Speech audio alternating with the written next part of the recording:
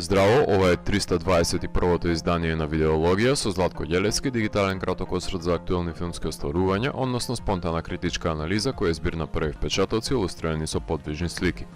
На денешниот репертоар е Do Not Expect Too Much From The End of the World од Раду Жуде, во кој станува збор за продукцијска асистентка Ангела, глумена од Илинка Манолаче, која ја следиме како го поминува низиното секојдневие, додека е исцрпена од работни обврски, ставајќи ја во позиција да прифаќа секаков дополнителен приход, вклучувајќи ја работата на рекламна кампања за последиците од неносењето на заштитна опрема на работното место, меѓутоа секоја пауза од работните обврски ја користи да го најде вентилот за издувување на наталожената фрустрација со помош на deepfake апликација во која презема алтер его Бубица и дозволува да се однесува како модерен неандерталец, односно да куди без пардон се и сешто, израз со кој ќе се поврзе со своите следбеници, кои најверојатно може да го разберат збориштето на незината фрустрација во комичниот излет надвор од здраворазумието, пародизирајќи го однесувањето на еден типичен романски малограѓанин кој е многу сроден со домашните малограѓани.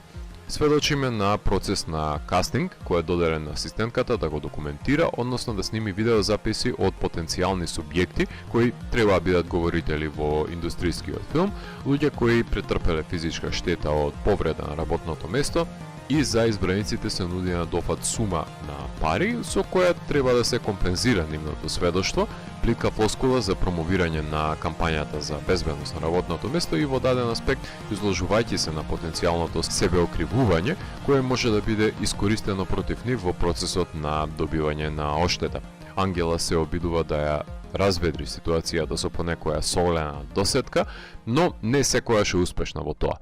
И компанијата Сита, која ќе добие реклама, и жртвите компензирани со трошки и механизмот на трулиот систем е подмачкан. Ангела е свесна за моралниот релативизам во кој е вовлечена, но е преморена за да направи нешто против тие што ја прехрануваат. Но колку и да е растргната на подвижното работно распетие во автомобилот, девојката која ја запознаеме со голено во прологот наоѓа време да има сексуален однос во крупен план во автомобилот со партнерот решен со фиксирање на кадарот за да се задржи натуралистичката непосредност, анулирајќи ја играта со резон.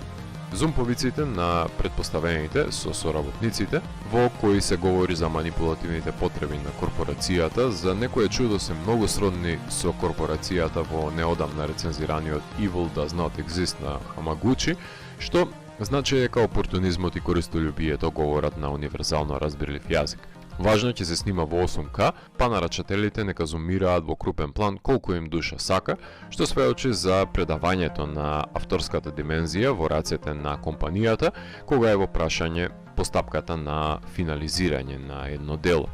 Мора да се обрне внимание и на историографската љубов на Жуде кон романскиот филм со оглед на тоа што не цитира само светски великани, туку директно реферира и извадени сцени и реконтекстуализирани со исти локации каде се одвива неговиот филм, сродни со Ангела Moves On од 1982 година во режија на Лучијан Брату, предводен од истоимена хероина како филмот на Жуде, која по професија е таксистка, која се обидува да го најде соодветниот партнер на улиците на Букурешт, филм кој се вклопува во периодизацијата од диктатурата на Чаушеску, односно како дел од филмовите под неговиот режим, направени за предизвиците на обичниот човек, кој колку и да одговара на пропагандистичките цели, мора да се истакне дека содржи слободоумно еманципирано однесување на хероината, кое е прилично во дослуг со европскиот независен филм и потребата за создавање на женски ликови кои се соочуваат со комплексни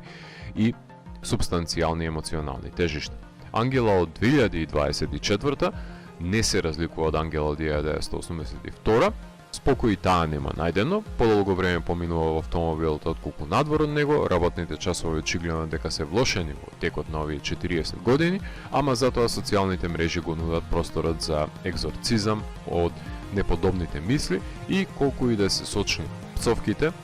се метод за либерализација на Ангела во модерна романија и сосема доволно за создавање на потребната дисонанца на двата лика во едно тело. Пцостите содржат навредлива реторика, која е засебен лик во творбата, кои се дериват на животот денес по романија и ескапизам од цивилото, но исто така се агресивна фразеологија, која е реминесцентно огледало за себе идентификација на денешниот романец, кому балканскиот простотилок му е неискоренлив аген со неговата ДНК. Само колку да илустрирам, овој маратонски наслов не е неговиот најдолг во кариерата, во 2018 го сними I Do Not Care If We Go Down in History as Barbarians, така што склонен на овие километарски сентенци режисерот да ја означа неговата суопарна бурлеска на модерното живење.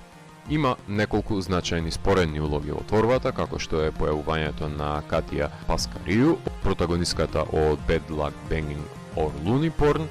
како актерка во новиот филм, но исто така епизодистка е Нина Хос, за која говоре во филмот Тар, како олицетворение на кривогледите на Европа што ги има за Романија, опредметени во еден лик на раководителка на индустријскиот филм и секако не смеам да го изоставам другарчето Уве Бол, кој го интервјуира за моето списание, кој секако дека се глуми себе си кога снима SF филм за джиновски инсекти, кој говори за фамозните боксерски дуели во рингот во кој се соочуваше со моите колеги филмски критичари.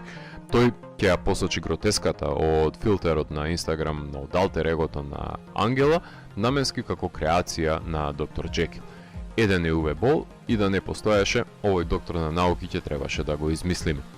Музиката од композициите на Јура Ферина и Паво Михолјевиќ мислам дека доаѓа повеќе до израз во сцените од успорување на филмот од 1982 да се видоизмени секојдневието на тогашната Романија пред да биде натуралистички паралелизиран со денешницата, што треба да се очекува од еден од корифеите на новиот романски бран, поданици на натурализмот скарани со музиката. Затоа голем удел има романскиот саундтрак во филмот, затоа што во долгочасовните патешествија на Ангела музиката е нејзин верен сопатник. Мариус Пондуру и во овој филм застанува зад нишанот на објективот на неговата камера и пука со 16 мм филмска лента на Арифлекс за да ни овозможи непречен воајерски поглед во интимата на преработената протагонистка, кој е работен црно-бел, додека во боја е реферираниот филм од 1982 година, како и видеоклиповите од вербалните ескапади кои се снимени на мобилниот телефон и незаборавниот 30-минутен последен кадар од снимањето на рекламниот видеоспот, кој се претвора во пародија на видеоспот Боб Дилан, потврдувајќи дека камерата дава розови очила на погледнатите светови во сите случаи визави сивилото на денешницата. Препотентниот метарежисер во филмот се пофали дека ќе ја сними рекламата со истата серија на леќи на Кук со која е снимени всушност филмот во кој глуми.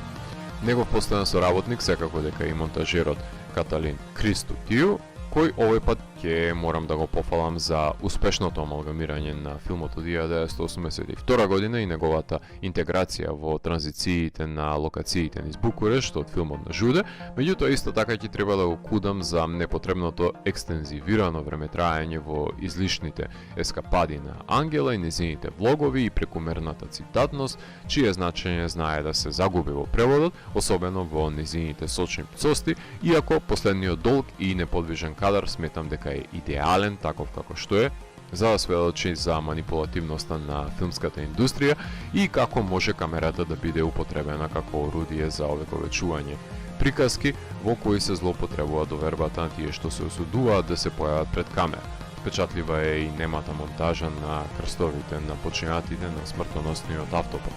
Секако дека ова не е првиот филм на романскиот режисер Радо Жуде кој е составен дел од идеологија и се надевам дека ќе се потруди режисерот да не биде последен. Предходно го анализирав неговиот прекрасен пандемиски Bad Luck Banging or Looney Porn од 2021 година, но во изминатите 3 години Радо не седеше со скрстени раце, напротив сними бројни кратки комични филмови, си играше со карикатурите на Айзенштейн во Карикатурана и си играше со играчки во Пластик Семиотик, и двата снимени во 2021 година. А наредната го сними филмот за секојдневието на романските војници во Втората светска војна, низ нивните фотографии во Memories from the Eastern Front, како и реимагинацијата на историскиот настан за борбениот брод Потемкин во The Potemkinists, а минатата година исто така го сними краткиот филм за белоруската антологија Cool, а Belarusian Stork, кој е конципиран како и останатите да биде екранизација на некоја белоруска вест. Така што Жуде наоѓа хумореска и на маргините на филмската или воената индустрија, меѓутоа и секојдневието на поновата историја знае да го привлече неговото внимание да направи сатира која ќе сведочи за недостатоците на човечката душа. Не смее да се занемари фактот дека репетитивноста на кадрите од интериерот во автомобилот, паралелизирањето со филмот од 1982 година и неговото успорување, како и пролонгираниот кастинг се модалитети кои се на штета на гледливост на творбата, без разлика на тоа што се значенски чинители во документирањето на макотрпното секојдневие на Ангела, додека пак трупањето на туѓи вербални цитати во едно дело се непогодни аналогии кои директно застрануваат од визуелните прикази и ги сметам повеќе за диверзии отколку придонесувачи за збогатување на значењето на една творба.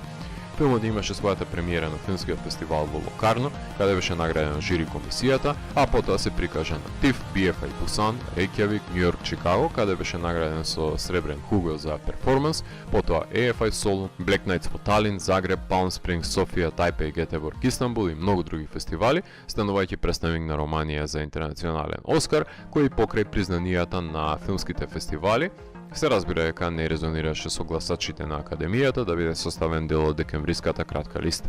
Херетик го дистрибуира во кинесалите, а на платформите заврши на елитистичката артхаус платформа Mubi. Уште една постпандемиска сатира на модерното романско општество добиваме од режисерот Жуде, кој не е запознава со манипулативниот процес на снимање на рекламен видеоспот преку преморена продукциска асистентка која ја изнесува фрустрацијата преку алтер его на социјалните мрежи,